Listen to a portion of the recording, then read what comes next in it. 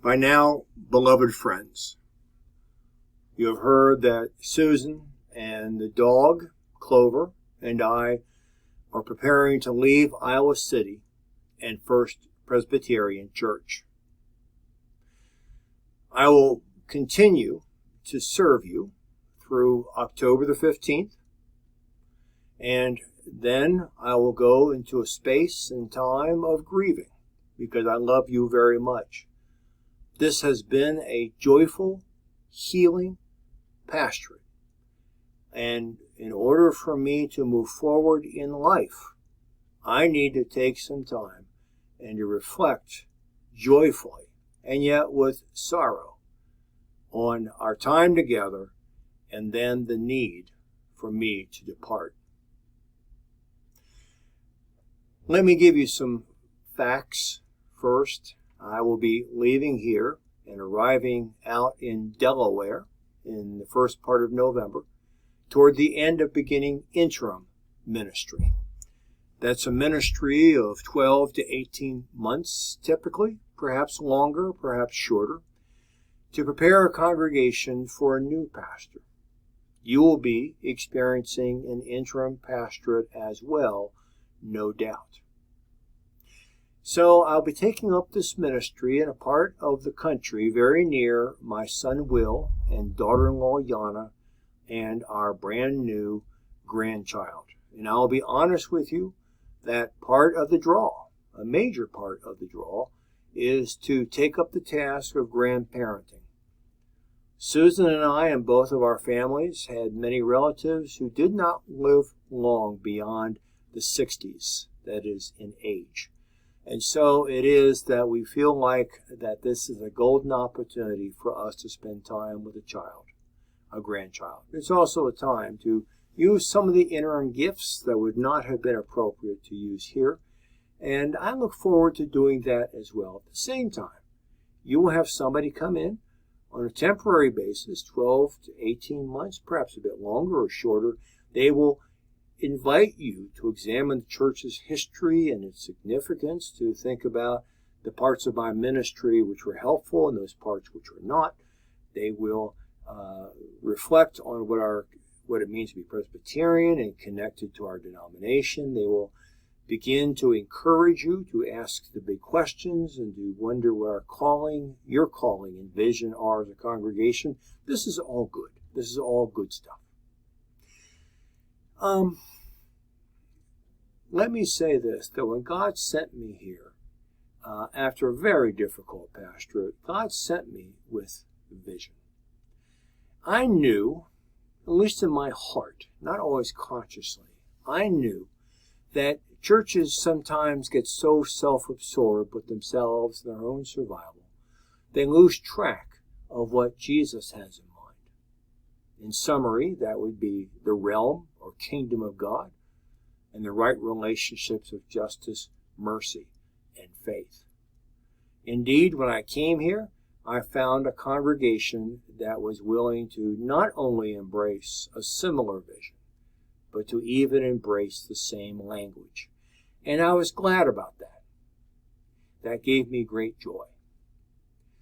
Very early on, before I was frankly prepared for it, we immediately took up persons and the issues of LGBTQ folks and how to welcome them into our church, to make them feel as full members and residents here with us, to seek justice for them and inclusion and hospitality.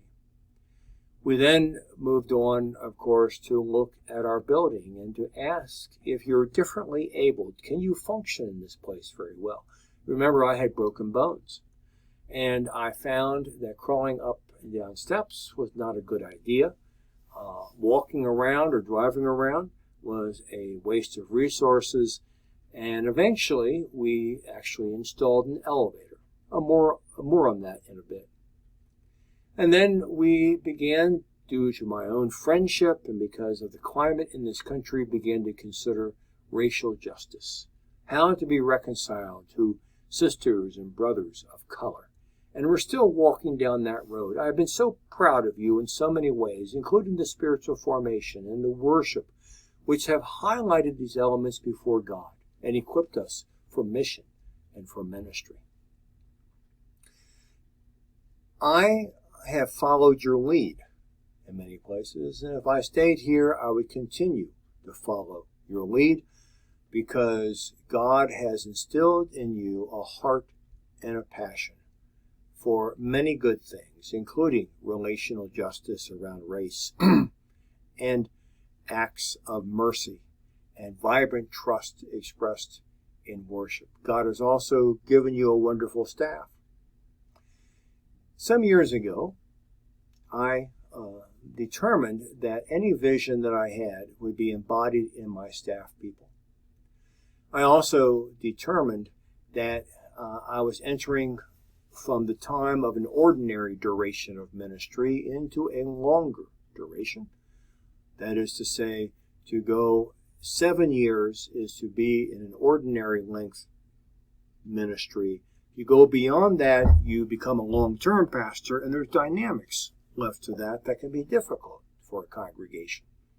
It can be harder to say goodbye, and it can be harder to say hello to a new person. And so I was set on leaving 5 years ago. But I decided prayerfully that I was not willing to postpone to the next pastor a capital funds campaign and a renovation. Furthermore, I continued to be entranced by the realm of God, by racial justice, and by the fact that the staff turned over in a very difficult transition, but turned over, and we had brand new staff people coming in, and I was very excited about that. I'm still excited about those new staff people and their ministries, but I decided to recommit for 5 more years. And that the sign and marker actually of it being my time to go, and I think this was God's purpose for me, but that we would make a decision about that piece of property next door. I'm pointing behind me to the east of the church, and what we would do about that, to buy it or not. And we decided not to buy it, to let it go. And I think that was a good decision, at least for now. And also to decide whether or not we would ever have an elevator. And we had many discussions about that. But when we decided that, yes, we would have an elevator, I took that as sign and symbol that I had run the race. I had fought the good fight. I had completed those things that you needed from me. As I mentioned in the sermon this past Sunday, the question was, what does God want from me now? And what is best for this, my beloved congregation? And I decided what was best is for me to semi-retire, to go toward retirement, and to take up interim ministry. Let me share with you what was really the really deciding factor. And that is that when a Presbyterian pastor retires from a ministry, that pastor is expected to stay away from the church for a good long time, to not be in touch, to not send cards or write letters or emails or have conversations, to really absent himself or herself from the congregation, to give them free to grieve, but also to claim a new future, to have an honest conversation about what from that pastor should be kept and what should be released. If I was living 2 miles away and retired, and you had any sort of difficulties or questions, it would be impossible for me to stay at your business. And that would be unethical on my part, and it would be harmful to you. I would never quite really retire. And so the best solution that I could come up with was to move away, to do interim ministry, to take that time and that space to give you time to do something different, for me to do something different, to be near a new grandchild, to rethink my life, to look for the next calling and vocation, to allow you to do the same, that this was prudent and this was the most loving thing I could do for you and for me and for Christ. And ultimately, I believe this is God's will. It doesn't make it easy. It's not going to be easy for me. It doesn't necessarily make it easier for you. Even if you agree it's time for me to go, I trust that you will experience a bit of a vacuum and things that you will wonder about. And every once in a while you will say to yourself, well, if Sam was here, he would have done it this way. Now, what? And I recognize that I've left some things undone I should have taken care of. I recognize that I've stayed too long for other people. I know that. And I hope that this will be a chance of reconciliation to bring back old ideas and people who were here before, while also embracing what is new and possible, because I'm not here. Because people love me too much to take some of the initiatives that perhaps they felt should be taken. When God created heaven and earth, we are told, God, in Reformed theology at least, one form of Reformed theology, God made room for creation. God got out of the way. I love you very much. To separate from you is like watching a child go off to college. You remember how hard that is. Or watching a child marry. You want to know how joyful that is? And yet, there's a twinge. There's a twinge for that. And for me to separate from you and you to go a separate way, I'm feeling a distinct twinge. And I will grieve as I grieve for my children. And yet I will also celebrate and rejoice. The sermon last Sunday was preached knowing that I was leaving. And so think about what Paul would coach you to do, even as Paul prepared himself one way or the other to separate from the Philippian congregation. I love you all. I will always love you all. You are the greatest of congregations. Pastors make, no, let me put this differently. Good pastors are made great by great congregations. Mediocre pastors are made good by great congregations. And there can be excellent pastors who are utterly defeated by bad congregations. I have had both. But you are a most excellent congregation. You have made me excellent.